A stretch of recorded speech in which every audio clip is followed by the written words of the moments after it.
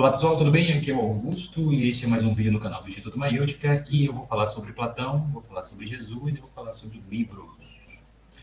Sem mais delongas, então, as obras de Platão, elas podem ser lidas de forma mais proveitosa em dois níveis simultâneos. O primeiro, como obras de um gênio, por direito próprio, e como escritos inspirados usados pelo Deus da Bíblia para preparar o mundo antigo para a vinda de Cristo e do Novo Testamento.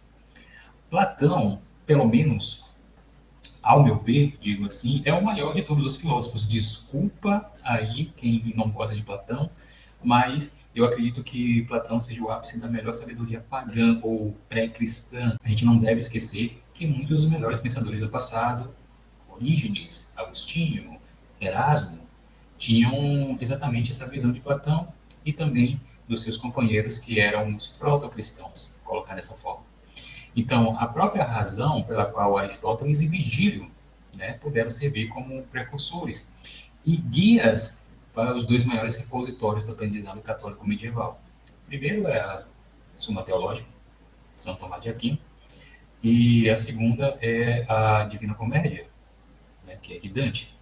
Então, Aquino, Tomás de Aquino e Dante entenderam que seus mentores pagãos tinham, de certa forma, acesso a uma sabedoria que transcendia seu tempo e seu lugar.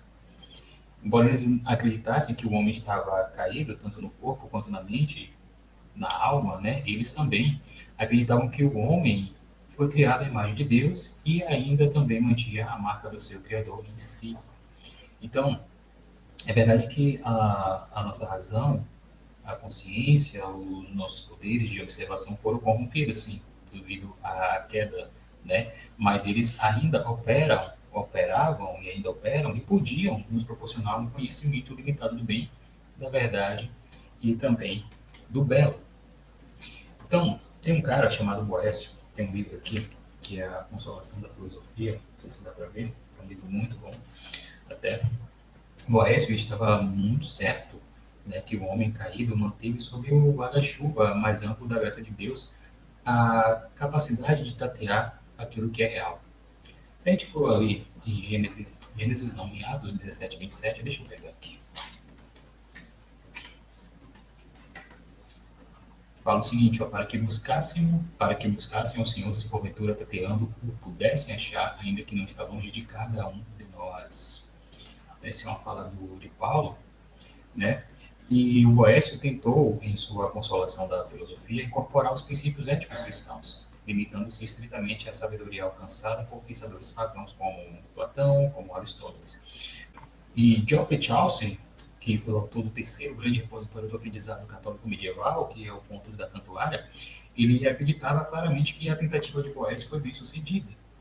Tem um conto dele, que é o Conto de Cavaleiro, atinge a mesma postura literária e filosófica, apontando para a revelação cristã mais completa, limitando seus personagens a crenças acessíveis ao mundo pré-cristão.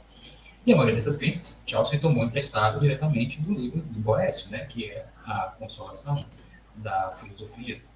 Então, eu quero ser um pouco mais claro aqui, é que eu tratarei Platão como uma fonte genuína da sabedoria. Tá?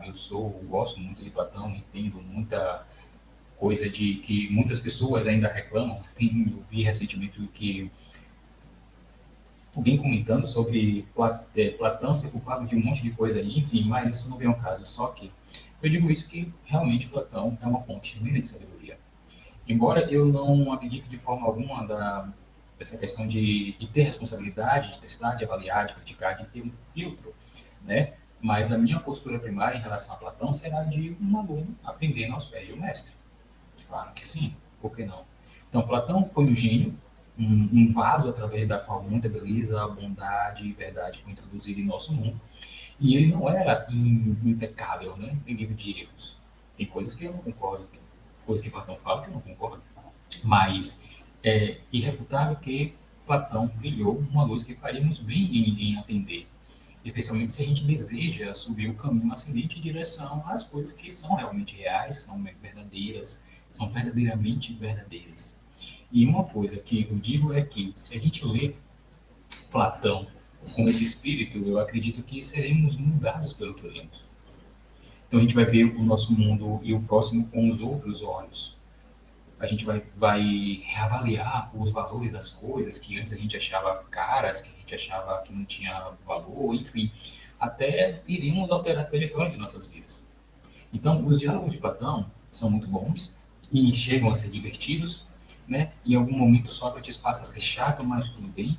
Que ninguém pense que eles são meros passatempos para estudantes universitários. Como Platão é sobre coisas sérias, nós também deveríamos ser sobre coisas sérias.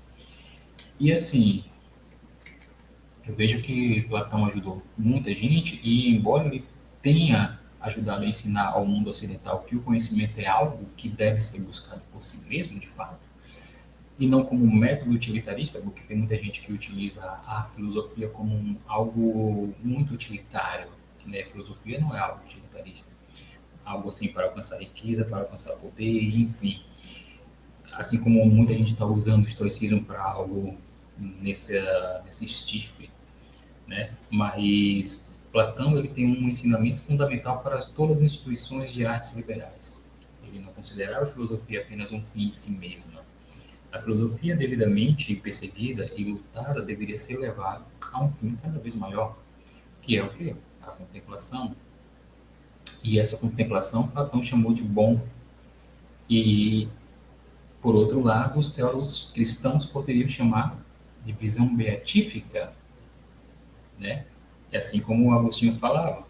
Então, o propósito da dialética de Platão, da dialética platônica, não é nos ensinar a jogar os jogos mentais, mas nos impulsionar num caminho para uma maior sabedoria e também um discernimento melhor da vida. Então, Platão, ele era pré-cristão, né? Talvez ele não conhecesse Cristo, talvez não, ele não conheceu Cristo, obviamente, mas ele talvez não soubesse que a verdade é, em última análise, uma pessoa. Assim como João fala ali, João 14,6, ele buscou tão tenaz e apaixonadamente quanto Salomão, quanto João ou Paulo.